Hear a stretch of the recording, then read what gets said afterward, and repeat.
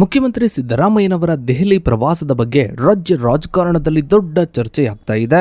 ಮುಖ್ಯಮಂತ್ರಿ ದಿಢೀರ್ ಅಂತ ದೆಹಲಿಗೆ ಹೋಗಿದ್ಯಾಕೆ, ಅದರ ಹಿಂದಿರೋ ಅಸಲಿ ರಾಜಕೀಯ ಲೆಕ್ಕಾಚಾರಗಳೇನು, ಈ ಬಗ್ಗೆ ಸ್ವತಃ ಮುಖ್ಯಮಂತ್ರಿಯ ಮಗ ವಿಧಾನ ಪರಿಷತ್ ಸದಸ್ಯರಾದ ಯತೀಂದ್ರ ಅವರು ಮಹತ್ವದ ಮಾಹಿತಿಯನ್ನ ಬಿಚ್ಚಿಟ್ಟಿದ್ದಾರೆ. ಅಷ್ಟೇ ಅಲ್ಲ, ಕುರುಬ ಸಮುದಾಯದ ಬಹುದಿನಗಳ ಬೇಡಿಕೆಯಾದ ಎಸ್ಟಿ ಮೀಸಲಾತಿಯ ವಿಚಾರವಾಗಿಯೂ ಯತೀಂದ್ರ ಅವರು ನೀಡಿದ ಆ ಒಂದು ಹೇಳಿಕೆ ಈಗ ಎಲ್ಲರ ಗಮನವನ್ನ ಸೆಳೀತಾ ಇದೆ.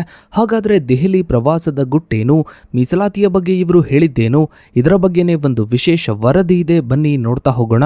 ಸ್ನೇಹಿತರೆ, ಕರ್ನಾಟಕದ ರಾಜಕೀಯದಲ್ಲಿ 2026ರ ವರ್ಷವು ಒಂದು ಅತ್ಯಂತ ಮಹತ್ವದ ಸಂಕೀರ್ಣ ಘಟ್ಟವಾಗಿ ದಾಖಲಾಗ್ತಾ ಇದೆ.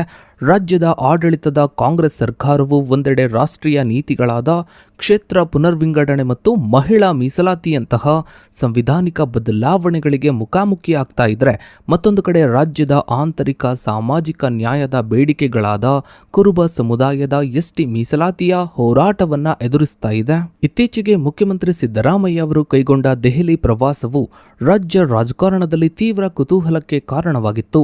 ಈ ಪ್ರವಾಸದ ಹಿಂದಿನ ನೈಜ ಉದ್ದೇಶಗಳನ್ನು ಇವರ ಮಗ ಹಾಗೂ ವಿಧಾನ ಪರಿಷತ್ ಸದಸ್ಯರಾದ ಯತೀಂದ್ರ ಸಿದ್ದರಾಮಯ್ಯನವರು ಬಹಿರಂಗಪಡಿಸುವ ಮೂಲಕ ಹಲವು ವದಂತಿಗಳಿಗೆ ತೆರೆ ಎಳೆದರು. ಸ್ನೇಹಿತರೆ, ಏಪ್ರಿಲ್ ತಿಂಗಳಲ್ಲಿ ಮುಖ್ಯಮಂತ್ರಿ ಸಿದ್ದರಾಮಯ್ಯನವರು ದೆಹಲಿಗೆ ಕೈಗೊಂಡ ಭೇಟಿಯು ಕೇವಲ ರಾಜಕೀಯ ಸೌಜನ್ಯದ ಭೇಟಿಯಾಗಿರದೆ ಭಾರತದ ಒಕ್ಕೂಟ ವ್ಯವಸ್ಥೆಯಲ್ಲಿ ರಾಜ್ಯಗಳ ಪ್ರಾತಿನಿಧ್ಯದ ಮೇಲೆ ಪ್ರಭಾವ ಬೀರಬಲ್ಲ ನಿರ್ಣಾಯಕ ವಿಷಯಗಳನ್ನು ಒಳಗೊಂಡಿತ್ತು. ಯತೀಂದ್ರ ಸಿದ್ದರಾಮಯ್ಯನವರು ಸ್ಪಷ್ಟಪಡಿಸುವಂತೆ ಮುಖ್ಯಮಂತ್ರಿಯವರು ಪ್ರಧಾನಮಂತ್ರಿಯವರನ್ನ ಭೇಟಿಯಾಗಿರುವುದು ಪ್ರಮುಖವಾಗಿ ಕ್ಷೇತ್ರ ಪುನರ್ವಿಂಗಡಣೆ ಮತ್ತು ಮಹಿಳಾ ಮೀಸಲಾತಿ ಮಸೂದೆಯ ಕುರಿತು ಚರ್ಚಿಸಲು. ಭಾರತದ ಸಂವಿಧಾನದ ಅಡಿಯಲ್ಲಿ ಲೋಕಸಭಾ ಕ್ಷೇತ್ರಗಳ ಸಂಖ್ಯೆಯನ್ನು ಜನಸಂಖ್ಯೆಗೆ ಅನುಗುಣವಾಗಿ ಮರುಹಂಚಿಕೆ ಮಾಡುವ ಪ್ರಕ್ರಿಯೆಯು 2026ರಲ್ಲಿ ನಡೀಬೇಕಿದೆ. ಪ್ರಸ್ತಾವಿತ ಡಿಲಿಮಿಟೇಷನ್ ಬಿಲ್ 2026ರ ಅನ್ವಯ ಲೋಕಸಭಾ ಸ್ಥಾನಗಳ ಸಂಖ್ಯೆಯನ್ನು ಪ್ರಸ್ತುತ ಇರುವ 543ರಿಂದ ಸುಮಾರು 850ಕ್ಕೆ ಏರಿಸುವ ಸಾಧ್ಯತೆ ಇದೆ. ಈ ಬದಲಾವಣೆಯು 1971ರ ಜನಗಣತಿಯ ಆಧಾರದ ಮೇಲೆ ಹೇರಲಾಗಿದ್ದ ಫ್ರೀಜ್ ಅನ್ನು ಅಂತ್ಯಗೊಳಿಸಿ ಇತ್ತೀಚಿನ ಜನಸಂಖ್ಯೆ ಅಂಕಿಅಂಶಗಳ ಆಧಾರದ ಮೇಲೆ ಕ್ಷೇತ್ರಗಳನ್ನು ಮರು ವಿನ್ಯಾಸಗೊಳಿಸುವ ಗುರಿಯನ್ನ ಹೊಂದಿದೆ. ಈ ಪ್ರಕ್ರಿಯೆಯು ಕರ್ನಾಟಕದಂತಹ ದಕ್ಷಿಣ ಭಾರತದ ರಾಜ್ಯಗಳಿಗೆ ಆತಂಕಕಾರಿ ವಿಷಯವೇ ಆಗಿದೆ. ದಕ್ಷಿಣದ ರಾಜ್ಯಗಳು ಕಳೆದ 5 ದಶಕಗಳಲ್ಲಿ ಜನಸಂಖ್ಯಾ ನಿಯಂತ್ರಣದ ಗುರಿಯನ್ನ ಅತ್ಯಂತ ಪರಿಣಾಮಕಾರಿಯಾಗಿ ಸಾಧಿಸಿವೆ. ಆದರೆ ಉತ್ತರ ಭಾರತದ ರಾಜ್ಯಗಳಲ್ಲಿ ಜನಸಂಖ್ಯೆಯು ಗಣನೀಯವಾಗಿ ಏರಿಕೆಯಾಗಿದೆ.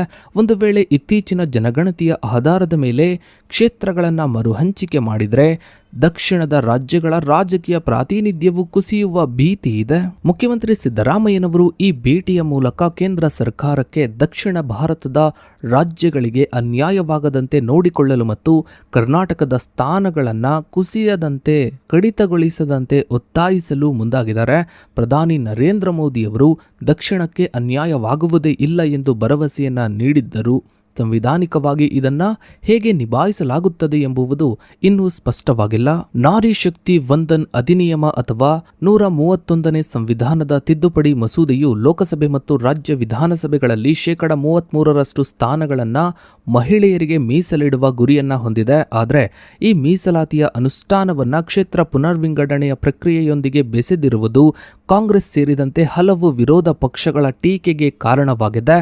ಮುಖ್ಯಮಂತ್ರಿಯವರು ದೆಹಲಿಯಲ್ಲಿ ಈ ಮಸೂದೆಯು 2029ರ ಚುನಾವಣೆಯ ವೇಳೆಗೆ ಜಾರಿಗೆ ಬರುವಂತೆ ಹಾಗೂ ಅದರಲ್ಲಿ ಹಿಂದುಳಿದ ವರ್ಗಗಳ ಮಹಿಳೆಯರಿಗೂ ಒಳ ಮೀಸಲಾತಿ ಕಲ್ಪಿಸುವ ಕುರಿತು ರಾಜ್ಯದ ನಿಲುವನ್ನ ಸ್ಪಷ್ಟಪಡಿಸಿದ್ದಾರೆ.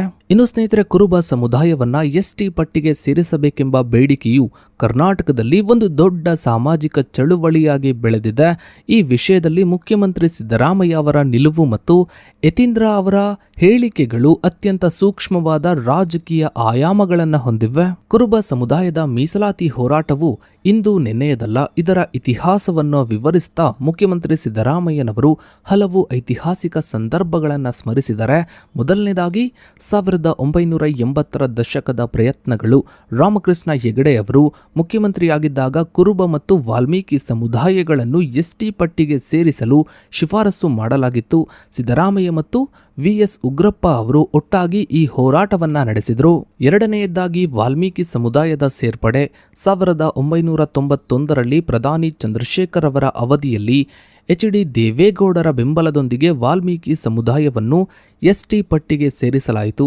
ಅಂದು ಕುರುಬ ಸಮುದಾಯವು ಹೊರಗುಳಿದಿತ್ತು. ಮೂರನೆಯದಾಗಿ ಬಿಜೆಪಿ ಸರ್ಕಾರದ ಶಿಫಾರಸು. ಇತ್ತೀಚಿನ ವರ್ಷಗಳಲ್ಲಿ ಕೆಎಚ್ ಈಶ್ವರಪ್ಪ ಅವರ ನೇತೃತ್ವದಲ್ಲಿ ಕುರುಬ ಎಸ್ಟಿ ಹೋರಾಟವು ತೀವ್ರಗೊಂಡಿತ್ತು.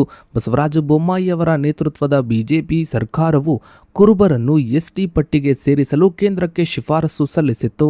ಮುಖ್ಯಮಂತ್ರಿ ಸಿದ್ದರಾಮಯ್ಯನವರು ಸ್ಪಷ್ಟಪಡಿಸಿರುವಂತೆ ಪ್ರಸ್ತುತ ಇರುವ ಶಿಫಾರಸು ಇವರ ಸರ್ಕಾರದಲ್ಲ, ಬದಲಾಗಿ ಹಿಂದಿನ ಬಿಜೆಪಿ ಸರ್ಕಾರದ್ದಾಗಿದೆ. ಕೇಂದ್ರ ಸರ್ಕಾರವು ಈ ಶಿಫಾರಸನ್ನ ಕುರಿತು ಕೆಲವು ಸ್ಪಷ್ಟನೆಗಳನ್ನು ಕೇಳಿದ್ದು ಪ್ರಕ್ರಿಯೆಯು ಈಗ ಕೇಂದ್ರದ ಅಧೀನದಲ್ಲಿದೆ. ಇನ್ನು ಮೀಸಲಾತಿ ವಿಚಾರದಲ್ಲಿ ಸಿದ್ದರಾಮಯ್ಯನವರು ಅತ್ಯಂತ ಗಂಭೀರವಾದ ತತ್ವವೊಂದನ್ನು ಪ್ರತಿಪಾದಿಸಿದ್ದಾರೆ. ಅದುವೇನೆಂದರೆ, ಯಾವುದೇ ಸಮುದಾಯಕ್ಕೆ ಹೊಸದಾಗಿ ಮೀಸಲಾತಿಯನ್ನ ನೀಡುವಾಗ ಈಗಾಗಲೇ ಮೀಸಲಾತಿ ಅನುಭವಿಸ್ತಾ ಇರುವ ಸಮುದಾಯಗಳ ಹಿತಾಸಕ್ತಿಗೆ ಧಕ್ಕೆಯಾಗಬಾರದು.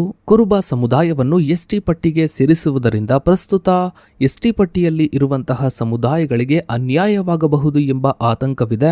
ಇದಕ್ಕೆ ಪರಿಹಾರವಾಗಿ ಸಿದ್ದರಾಮಯ್ಯನವರು ಮೀಸಲಾತಿ ಪ್ರಮಾಣದ ಹೆಚ್ಚಳವನ್ನ ಪ್ರತಿಪಾದಿಸಿದರೆ ಪ್ರಸ್ತುತ ಇರುವ 7% ಎಸ್ಟಿ ಮೀಸಲಾತಿಯನ್ನು ಕನಿಷ್ಠ 14% 20% ಹೆಚ್ಚಿಸಬೇಕು ಎಂಬುದು ಇವರ ಒತ್ತಾಯ. ಇನ್ನು ಒಡಿಶಾ, ಮಿಜೋರಾಂ ಮತ್ತು ನಾಗಾಲ್ಯಾಂಡ್ ರಾಜ್ಯಗಳಲ್ಲಿ ಜನಸಂಖ್ಯೆಗೆ ಅನುಗುಣವಾಗಿ ಎಸ್ಟಿ ಮೀಸಲಾತಿಯನ್ನ ಹೆಚ್ಚಿಸಿರುವುದನ್ನ ಇವರು ಎಕ್ಸಾಂಪಲ್ ಆಗಿ ನೀಡಿದ್ದಾರೆ. ಕರ್ನಾಟಕ ರಾಜ್ಯ ಬುಡಕಟ್ಟು ಸಂಶೋಧನಾ ಸಂಸ್ಥೆಯು ಕುರುಬ ಸಮುದಾಯದ ಕುರಿತು ರಾಜ್ಯದಾದ್ಯಂತ ಕುಲಶಾಸ್ತ್ರೀಯ ಅಧ್ಯಯನ ನಡೆಸಿ ಸರ್ಕಾರಕ್ಕೆ ವರದಿಯನ್ನ ಸಲ್ಲಿಸಿದೆ. ಈ ವರದಿಯು ಮೀಸಲಾತಿ ಹೋರಾಟಕ್ಕೆ ತಾಂತ್ರಿಕ ಬಲವನ್ನ ನೀಡಿದೆ. ಇನ್ನು ಸ್ನೇಹಿತರೆ, ಯತೀಂದ್ರ ಅವರು ಮಾಧ್ಯಮಗಳೊಂದಿಗೆ ಮಾತನಾಡುವಾಗ ನೀಡಿದ ಹೇಳಿಕೆಗಳು ರಾಜ್ಯ ಕಾಂಗ್ರೆಸ್ ಸರ್ಕಾರದ ಆಂತರಿಕ ನೀತಿಗಳನ್ನು ಸ್ಪಷ್ಟಪಡಿಸಿವೆ. ವಿಶೇಷವಾಗಿ ದಾವಣಗೆರೆ ಮತ್ತು ಬಾಗಲಕೋಟೆ ಉಪಚುನಾವಣೆಗಳ ನಂತರ ಮುಖ್ಯಮಂತ್ರಿ ಬದಲಾವಣೆಯಾಗಬಹುದು ಎಂಬ ವದಂತಿಗಳಿಗೆ ಇವರು ತೀಕ್ಷ್ಣವಾಗಿ ಪ್ರತಿಕ್ರಿಯಿಸಿದ್ದಾರೆ. ಯತೀಂದ್ರ ಅವರು ಹೇಳುವಂತೆ ನವೆಂಬರ್ 2025ರಿಂದಲೇ ಸಿಎಂ ಬದಲಾವಣೆಯ ವದಂತಿಗಳನ್ನು ವಿರೋಧ ಪಕ್ಷಗಳು ಹರಡ್ತಾ ಇವೆ. ಆದರೆ ಸಿದ್ದರಾಮಯ್ಯ ಅವರು 5 ವರ್ಷಗಳ ಕಾಲ ಪೂರ್ಣಾವಧಿಗೆ ಮುಖ್ಯಮಂತ್ರಿಯಾಗಿ ಮುಂದುವರಿಯಲಿದ್ದಾರೆ ಎಂಬುದಕ್ಕೆ ಹೈಕಮಾಂಡ್ನಿಂದ ಸ್ಪಷ್ಟವಾದ ಸಂಕೇತವಿದೆ. ಕಾಂಗ್ರೆಸ್ ಪಕ್ಷದ 136 ಶಾಸಕರಲ್ಲಿ ಸಿದ್ದರಾಮಯ್ಯನವರ ನಾಯಕತ್ವಕ್ಕೆ ಯಾವುದೇ ವಿರೋಧವಿಲ್ಲ ಎಂಬುದು ಇವರ ವಾದ. ಈ ಹೇಳಿಕೆಯು ಉಪಮುಖ್ಯಮಂತ್ರಿ ಡಿಕೆ ಶಿವಕುಮಾರ್ ಅವರ ಬಣಕ್ಕೆ ಮುಜುಗರವನ್ನ ಉಂಟು ಮಾಡಿದೆ. ಡಿಕೆ ಶಿವಕುಮಾರ್ ಅವರು ಕೂಡ ಈ ವಿಷಯದಲ್ಲಿ ಅತ್ಯಂತ ಚಾಣಾಕ್ಷತನದಿಂದ ಜಾಗರೂಕತೆಯಿಂದ ಪ್ರತಿಕ್ರಿಯಿಸುತ್ತಾ, ಯತೀಂದ್ರ ಅವರೇ ನಮ್ಮ ಹೈಕಮಾಂಡ್ ಇದ್ದ ಹಾಗೆ, ಅವರು ಏನು ಹೇಳ್ತಾರೋ ಅದನ್ನ ನಾವು ಪಾಲಿಸೋಣ, ಗೌರವಿಸೋಣ ಎಂದು ವ್ಯಂಗ್ಯವಾಡಿದ್ದಾರೆ. ಇದು ಪಕ್ಷದೊಳಗೆ ನಾಯಕತ್ವಕ್ಕಾಗಿ ನಡೀತಾ ಇರುವ ಶೀತಲ ಸಮರವು ಇನ್ನೂ ಅಂತ್ಯಗೊಂಡಿಲ್ಲ ಎಂಬುದಕ್ಕೆ ಸಾಕ್ಷಿಯಾಗಿದೆ. ಇನ್ನು ಮುಂದಿನ ದಿನಗಳಲ್ಲಿ ರಾಜ್ಯ ರಾಜಕೀಯದಲ್ಲಿ ಏನೆಲ್ಲ ಆಗುತ್ತೆ ಅನ್ನೋದನ್ನ ಕಾದು ನೋಡಬೇಕಿದೆ. ಸೊ ಇದಾಗಿತ್ತು ಸ್ನೇಹಿತರೆ ಇವತ್ತಿನ ಈ ಒಂದು ವಿಡಿಯೋದ ಬಗ್ಗೆ ನಿಮ್ಮ ಅನಿಸಿಕೆ ಅಭಿಪ್ರಾಯಗಳನ್ನು ತಪ್ಪದೇ ಕಮೆಂಟ್ ಸೆಕ್ಷನ್ ಅಲ್ಲಿ ಕಮೆಂಟ್ ಮಾಡಿ. ಹಾಗೆ ವಿಡಿಯೋಗೊಂದು ಲೈಕ್ ಮಾಡ್ತಾ ವಿಡಿಯೋನ ಆದಷ್ಟು ಎಲ್ಲ ಕಡೆ ಶೇರ್ ಮಾಡಿ. ನೀವಿನ್ನು ನಮ್ಮ ಚಾನಲ್ಗೆ ಸಬ್ಸ್ಕ್ರೈಬ್ ಆಗಿಲ್ಲ ಅಂದ್ರೆ ಕೆಳಗಡೆ ಕಾಣ್ತಾ ಇರೋ ಸಬ್ಸ್ಕ್ರೈಬ್ ಬಟನ್ ಕ್ಲಿಕ್ ಮಾಡಿ. ಹಾಗೆ ಪಕ್ಕದಲ್ಲಿ ಕಾಣೋ ಬೆಲ್ ಐಕಾನ್ ಕೂಡ ಕ್ಲಿಕ್ ಮಾಡಿ. Thanks for